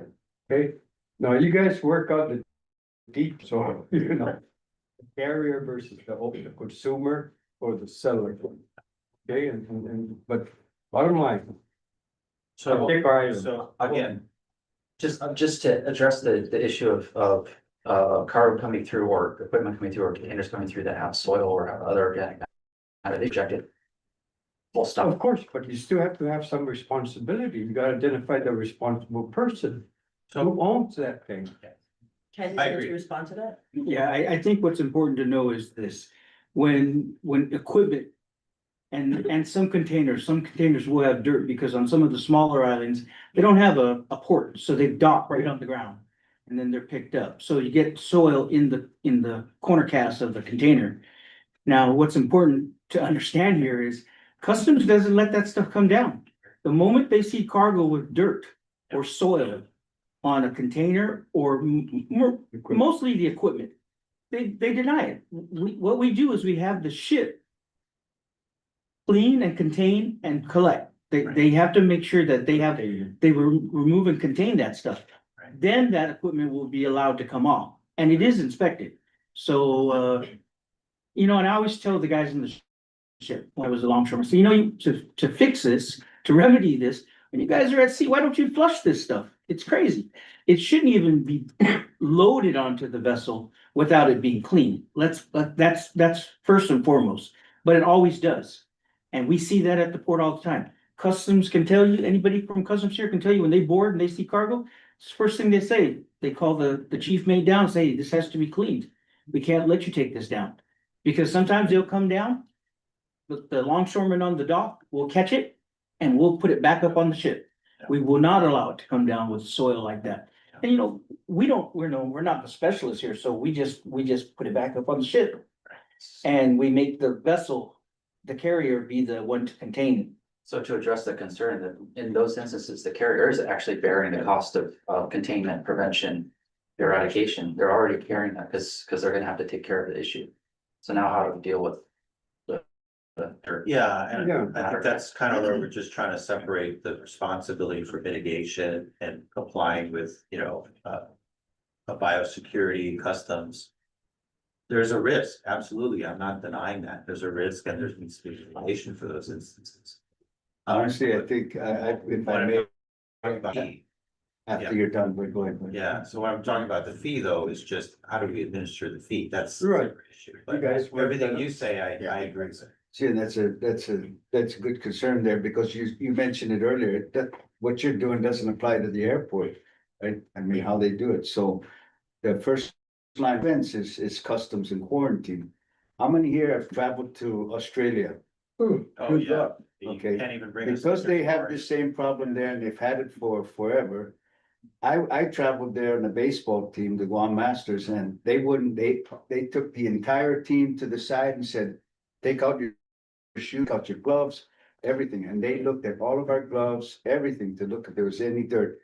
We knew already, buy new shoes, get new gloves, whatever you need to do, break it in before you go down there, because they will confiscate it. They won't let you in with sunflower seeds, beef jerky, nothing. Nothing gets past them. That's where the law has to change so that it addresses that. Our island's going down with the beetle. I mean, you name it, the worm, whatever we have coming in, it's inundated this island. And so it starts from the legislature making the laws that protects the island. It's flawed. It has whole loopholes. Everything that can be done, it goes through that. The green waste being stored up wherever it's being stored at these different facilities, 5 you mentioned. It's just sitting there and, the plan to mix it, stir it, whatever it is, that it's not solving anything. It needs to be until we can get that plan in place. Those things need to be changed. The law needs to be changed. It's a good law. It's a start, but it doesn't cover every angle. And until that's taken care of, we're gonna have more problems that's gonna come into here. Because that's what people are gonna do. They just wanna sell the product, get it on the ship, and who cares what happens at where the destination? And then it puts the shipping agency, the airline industry, everybody, against each other when it gets to that destination. So we have to stop that before it comes out here. And it starts with the law. Changing the law. And our job is to recommend those. Yeah. Well, I see is to Hug's question, are we collecting on the vehicles in aggregate? So we have not been collecting on aggregate. That's not been generated in the tariffs vessel report, so that's one already. And that's probably where we have fallen short of 2 million. Mind you, this is 2 million during 2011. So considering obviously the inflation that's 14 years, we should actually be making close to about 3 million. But I mean, again, not trying to be greedy here, but it's more so, how do we get, again, how do we meet with industry halfway in a point to where it makes sense, and also to ensure that invasive species across the board is being well funded through this. Is there an obstacle to collecting the aggregate and on per vehicle? No obstacle that we are aware. I think it's more of the on the logistic with tariffs office that we need to work with.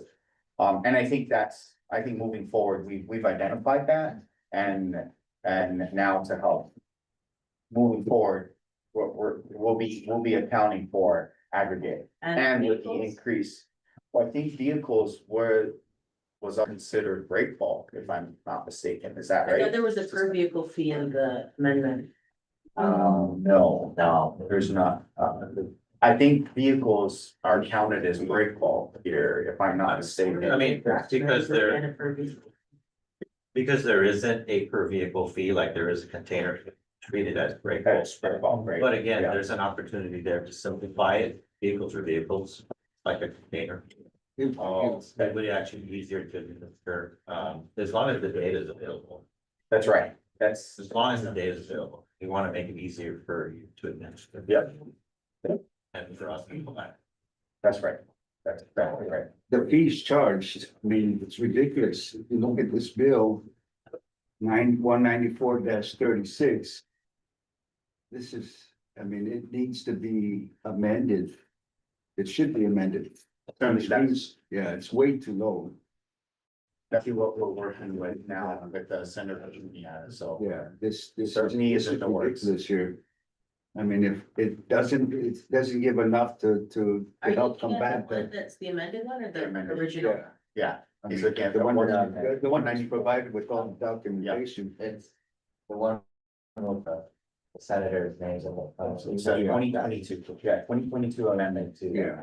Oh, The West means it's on page 3. If you look at it, it's just, that needs to be adjusted. If we're gonna fight this head on, at least we need.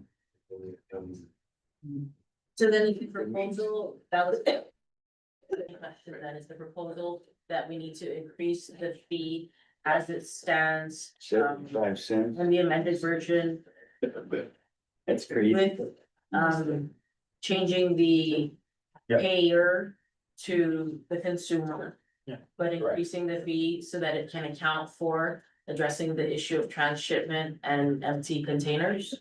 Well, the point I was making is you'll make your 2 million plus even without transshipment and. Right. It's just something for you to consider. Yeah, so even if we don't include empties and transshipping, even with the increase of the fee now, 14 years later with inflation, we could actually make 2 to 3 million. But Which then what is- are we proposing is the increase. That's something that we'll need to work out, I don't know if it needs to be worked out here or. I think we were supposed to, with Senator Tony, sit down with GISC and PUG to read the amendment and make sure that's correct, because we were agreeing to increase double the fee to $26 to 52 or whatever we agreed to. And that's 75 cents as well. This is crazy. Certainly, well, it's 75 cents per pound, but when they, That's per 1,000 pounds, sorry, 1,000 pounds, sorry. Now you convert that to metric units, metric tons. That actually inflates the cost to get a little bit higher. So for instance, the Japan shipment of aggregate, it actually would be $33,000 that would be collected just for that shipment of sand material. So, yeah, that just to give a good perspective, a shipment of that would be about 33,000. Well, so that is Does that protecting mean the you're island. talking about the 7 containers, or you're talking about 1 container? No, not barge. Or not the barge, I know, Yeah, but. it's just on barge, yeah, But barge I'm too. translating that into something like you can visualize, Yeah. because we're talking about, it's like the sand that came from Korea was in 7 containers, right? Or we turned away 7 shipments of it? Yeah, so that would be counted 7 as. barges or container. 7? Yeah, that would be considered containers, Do yeah. you have bulk shipments? We do get bulk shipments Oh, of. no, for your. To be Bulk. charged as bulk? Yeah, break bulk, Yeah. yeah, total break bulk material, yeah, that's $2 per metric ton, I believe, so, yeah. So both things like aggregate and rocks is a different rate than break bulk. That's right, it's a different rate than break bulk. 75 versus 75, yeah, Correct, yeah. but, you know, you stand to gain from that as well, as a revenue. Right, right. So one of the things that we, you know, been doing is, you know, working with, Chris Sherrill, just kind of make sure whatever we know that as far as cargo is concerned, we can help them put those numbers together and help vet them and just go, yeah, that looks all right, just in terms of the collections. I know the Yeah. senator is working on an amendment or drafting an amendment, but I think it would behoove all of us to have another meeting with GISC to discuss this and to discuss with any potential increases before we go to meet with the senator and review his draft, because sometimes they get really excited to introduce the legislation. And we Yes. want to make sure that he has a fully informed perspective with everybody, where we can come to an agreement. I don't think we're gonna settle this now. Right. Anything, So can we get another meeting within the next couple of weeks where we can sit down and talk it through? certainly, Yeah, we are willing to do that. and actually, in fact, that was the last message, Senator Tony Ada had given us, is that before he has anything finalized in the public hearing, that we want to make sure that both GISC and PUG is at the table, for those changes, for those amendments. And I think we should also have EPA sit in on these meetings. Certainly, yes. Because if we're gonna talk about anything Or on that aggregate. needs to be addressed, Yep. they have a perspective. Especially we're talking about equipment that CQA and EPA don't have to test the for the aggregate properly. Great, Then yeah, that can be factored into what we're trying to cover the cost of. good point, yeah, because Guam EPA currently does test the aggregate material, but on their own tab, so. Because this effort here, with addressing soil and aggregate coming in, we wanna help also be able to supplement that, Exactly. to them, so good, yeah, that's a good point. Yes, I just wanted to make a suggestion. If the law change or letter to congressman and all those things could be delegated to the governance committee. Maybe that would make it helpful, also make our committee a little bit more productive in Yeah. what we must do and bringing everyone together. Since we do have a committee coming up, it seems relatable to Yes. what the committee is required to do. okay, Yeah, that sounds good. So you can sit in on the next meeting as well. And then I think we can motion to have the governance committee draft a letter for the congressman. So we do. So Roland motions and Chris seconds. Or if I may, this is the one ask that we have is, you know. Up until now, before we received the notice, it was our understanding that transshipments and empties would be excluded. I mean, if you read the law, it's amended a certain way, you could interpret it that way. And so what we're asking is, can we put a pause on the collection for those, because I know you wanted to implement that fully across all containers. Until we've had a time to work this out as GISC with the senators. And I don't know how long that takes, 30, 45 days. Right. Yeah, I don't know, Senator would know that.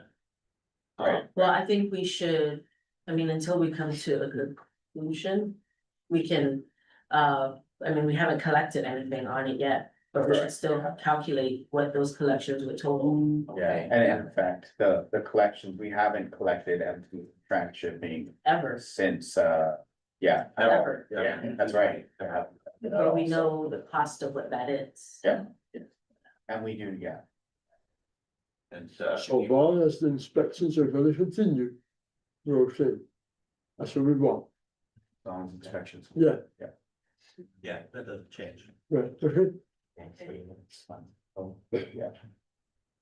Shall we make a motion to make, So, on that motion, to continue to have the discussion continue between both Department of Ag and the Governance Committee. And then forward package that information and recommendations for Central Island. Yes. Seconded by Discussion on that is I think we should not limit it to just HUD and Department of Ag, but that we're. but the Governance Committee. The governance committee, but I mean, the governance committee is limited to 4 of us, that's ag, CQA, Northern and USG. And to include EPA in the, And to include EPA. yeah, JIPA, Yeah. JIPA. Governor's Office and Homeland Security is also in the governance. Yeah, which I don't think is present currently. No. So, But they're a non-voting member, right? Yeah. So then, If I may add to that, the whole advance on the implementation of the invoicing for the transshipment empties until this matter is sorted out. yeah, and to add to that, So everything else will continue to pay for. correct. is that Southern that seconded that? Yes, it was. Yes. I saw Robin point, but. Okay, all in favor? Of the very complicated motion? Okay. Any opposed? None? Okay, that was a jump on the agenda. Anything else we want to touch on? I'm good, I can secure till 12:30, but. Yes. Thank you very much. Thank you, guys. We didn't finish. Yeah. So, Next is committee report, next, or and we still have Other updates from members. So, Bureau of Statistics and Planning. Are they here? Are they here? No. NAFAC Joint Task Force. not that many, yeah. Jerry. Steve? Yep, that's you, Steve. Hi, I'm Steve Mosier. I'm the Regional Biosecurity Program Manager for the Navy. Well, we continue doing for all tactical equipment that comes in, so military vehicles and containers, doing arrival biosecurity inspections that are implemented by the Center for Environmental Management of Military Lands. We've got a big program of looking at all that stuff coming in and going out, so making sure it meets the DoD's cleanliness standards. Also, we continue to do early detection surveys for high-risk species in cargo staging areas for that cargo coming in and going out. And we're also implementing, ground tree snake interdiction through USDA. We also have coconut rhinoceros beetle interdiction going on the urban areas of Naval Base Guam and Anderson to keep CRB from getting off island to Hawaii, to anywhere else in the Pacific, Palau, FSM, or to Sinai. The big one is Sinai from getting up there. We're heavily into controlling, eradicating little fire ants. As of, I think, last week, we're up to over 40 locations, so about 175 to 180 acres that we're currently in active control and eradication or delineating those new sites for control. The majority of the sites are on the borders, but we do have some that have made their way into the borders. Of that roughly 40 sites, about 11 are in confirmed eradication or post eradication monitoring. I have a question, sorry, Steve, is that, you're talking about the 40 sites, is that right outside of each of the bases on Guam? So we do have some, the majority are on the borders, but we have some that are interior to the bases that somehow they've gotten into locations. And we have like at Serena Beach at Anderson, Dottie Beach at Naval Base Guam, And then at Anderson, we've got a few that are within the borders, so we're tackling those for eradication. Where they're on our borders, we can only do sort of border treatment at this time. So I have, and it's purely selfish, but anyone living down south can, I think, relate to this. And it brings a question to my mind that if we're treating right outside the perimeters of the bases, we know that they just move. So then that means they're moving further inland. And how do we address that as a council to also treat from inland? Because like I live sort of in proximity to Naval Base Guam and Naval Magazine. And if they're being, and this is gonna be my like third time treating for LFA and then getting them to leave and then they just come back. So I'm thinking, okay, if they're treating right outside the perimeter of base, and that's more consistent because they have, you know, the funding to address that, then is that just pushing them back out over to where I'm at or other people who live in the area? Yeah. And then how do we address that as like a whole community? Yeah, that's a good question, and in fact, that's where the America the Beautiful grant is helping supplement those areas that are generally adjacent to the to the military bases. So which should be underway. I think it's just a matter of setting up those accounts, and this is where the mayor's council also comes in, because now it's about empowering the community to be able to treat those specific areas, especially properties that are adjacent to the bases. But that's really what the main intent of the America the Beautiful grant is, so that and which is again being supplemented through US Fish and Wildlife and DOD. So just wanted to throw that out there, but we do need to get that underway and get the mayor's council involved in that effort, so. Thank you for the interruption. Sure, no problem. I've got LFA where I live in Chalampago and it's no fun. Yeah. In addition to that, one of the big things that were implemented is there have been some LFA incidents getting into cargo, going up to the CNMI, that it's been contractors or subcontractors for DOD, is that we've implemented basically LFA screening by those contractors where they do at their base yard, basically putting peanut butter on the container or flat rack to screen it there for black, and they screen their cargo again inside the port before it goes onto a vessel. So it's basically getting 2 negatives before it goes up to the CNMI, where they're screening it now. Pretty much all the cargo comes from Guam. They're screening for offload. So we've implemented that because as DOD, we don't have sort of jurisdiction over those base yards for those contractors. So they have responsibilities to control LFA, but we're making sure that they're doing that screening that is negative before things get shipped. It's just a matter of time before LFA sort of gets off island to other locations. So we're trying to do our best with our contractors to make sure. On the DOD side, we pretty much know where our LFA is, and we continually screen our cargo staging areas to make sure that there aren't LFA, because then we go into eradication mode if there are. In addition to that, we are dealing with a couple of invasive weed species on the installations, the Mexican poppy, and then the other is itch grass. Both of those look like they came from contractors bringing topsoil onto the base.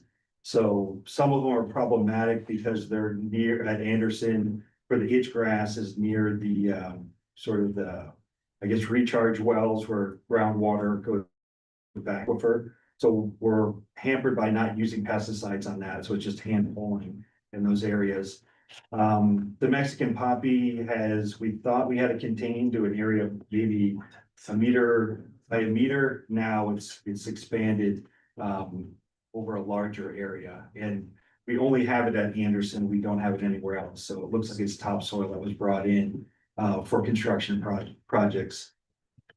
And those species are elsewhere on Guam, but they're sort of new to the installations. In addition to that, with the coconut rhinoceros beetle, so I mentioned we're doing the interdiction trapping, we're removing breeding sites as we get funding, we've got a lot of still standing coconut trees. But as we basically remove about 400 each year, we probably get another 400. So never ending battle on that. But we trapped, just over 10,000 CRB last year between the two installations, keeping them from getting off base. And I think over the last, 5 years, we're at about close to 45,000 CRB that we captured in traps at the installations. There's a lot going on, but that's just sort of a quick summary of what we continue. It's all that stuff is going on a continuous basis. Thank you. Thank you, Steve. Okay, so next one, I guess Guam EPA is not here. So governor's office, not here. Guam Homeland Security, not here. And public health, is not here, yes. So that's, so we can now move on. Motion to adjourn. Yeah, I think We are kind of already over time, so if I can make the motion to adjourn the meeting. okay, so Or table the discussions for any committee reports, but I know there were already some that have been reported, but. I think right now there is none to report for any of the committees, for any of the committees, so. So yeah, I would like to make that motion to adjourn the meeting and table the discussions for our the next Guam Invasive Species Council meeting, which will actually be the first quarter of the next fiscal year. Do we have a set date? December 29th. Oh, oh, More New Year's. oh. I make a motion to push that back. It's between October to November or And I October do to September December. 29th. Yeah. I mean, December. Or December, maybe, yeah. So again, the quarterly meetings span from October through December, so, if you'd like to have it, Is it possible to move it up earlier in Yeah, December? we'll have to. yeah, maybe the early half of December, sure. Sure, Yeah. like crazy for kids, 2026. December 29th. 3 months later. Can I just, please don't do it on December 8th. Okay, so circulated, but I think we can move it up earlier, or maybe like around the 11th or the week after. Okay, yeah. Richard Davis. Just so you know that, yeah, well, we do have to make sure that we do have our chairs available for that meeting, so. Yeah, so, I would also have to contact Mason. yes, that's right. I'm sorry, before I make the adjourn, yes, Steve, we do have to mention one more thing that's very important for this council to hear. Go ahead. So, so this is a collaborative effort. There's the Mariana Island Innovation Strategy that is between GovGuam, CNMI government, Fish and Wildlife Service, and pretty much the Navy or Department of DoD that is looking at the recovery of listed species. So looking as land managers, looking at what can all that different landowners do to basically facilitate recovery. But as a subcomponent of that, they basically are standing up a biosecurity gap analysis for biosecurity. So looking at where are the gaps or needs for the government of Guam and for the government of the CNMI. And so I'm a coach with MJ Missouri from U.S. Fish and Wildlife Service. She's an invasive species biologist in Honolulu. So we're the co-chairs working closely with Chris and Natasha Tomakane, who is the invasive species coordinator in the CNMI, to basically do that analysis to see where, looking at pre-border, at the border, post-border, where are those needs? And so we're going through that process right now. We've got a huge checklist of basically what should an ideal program have? And then what are the examples of evidence? Like, are there SOPs? Are there, invasive species plans? What is the FTEs for, inspectors? Are there rapid response plans or, all kinds of different plans and things like that? do they exist or don't they exist? Is really a simple synopsis on that. And what we're trying to get at is we've given a short timeline. Initially, I think at the end of June, we said you need to do this gap analysis and have a draft by September. Now they've sort of pushed that to the right to November 1. And the reason of this gap analysis, a lot of invasive species are impacting the endangered species. And right now, REPI, which is a DoD program that funds programs that are off installation that benefit the military mission, is looking to support funding needs that we identify that could be funded in the next 2 to 3 years. The REPI program wants to set up a 10-year relationship with the government of Guam, with the CNMI to meet biosecurity needs. So we're at the sort of data collection stage right now of that analysis. And we should have a draft at the beginning of November. And I'm not sure the timeline with the committee of when that would be made public, the overall plan of tracking. We're reviewing the draft right now. We have meetings in Guam and CNMI coming up in October. So from what I heard, is you're going to be doing an analysis and a compilation of data and resources. Yes, pretty much, yep. Or one of the resources you are going to be collecting, would that be networks? Invasive species networks? What networks exist? So there's a checklist of answering those questions, and sort of how it's set up is for Guam, it's Chris reaching out to the various networks to gain that information. Yeah. Then it'll come back to MJ and myself to do the analysis. Same thing with Natasha. She's going to all the various entities, CNMI, to gain that information. So you will have a list of networks. Correct, Okay. yes, which I will be reaching out to, so like plans, any potential gaps in some of the research that for sure is gonna be, yeah, we're gonna grasp that, I'm Thank you. happy that it got. And I apologize for, I'm being selfish. No, that's totally fine. Totally fine. With a certain grant, so, thank you. But certainly, yeah, you'll be hearing from me a little bit, yeah. Okay, shall we make that motion to adjourn the meeting? 13 minutes late. We'll do our There's best. a motion, Motion to adjourn. the co-chair was second. Okay, all in favor? Yeah.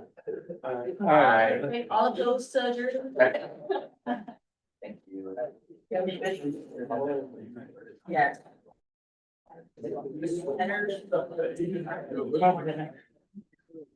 Yeah. About what? I think that was.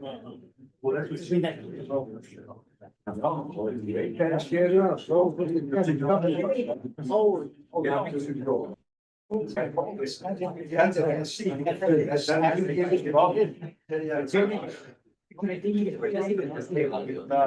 Only people that sad, put it up.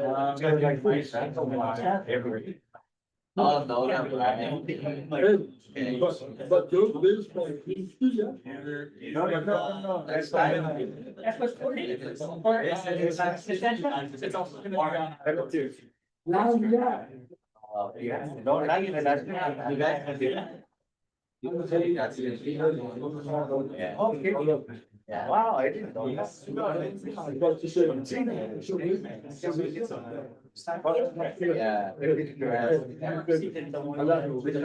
Yeah, yeah. Well, you know.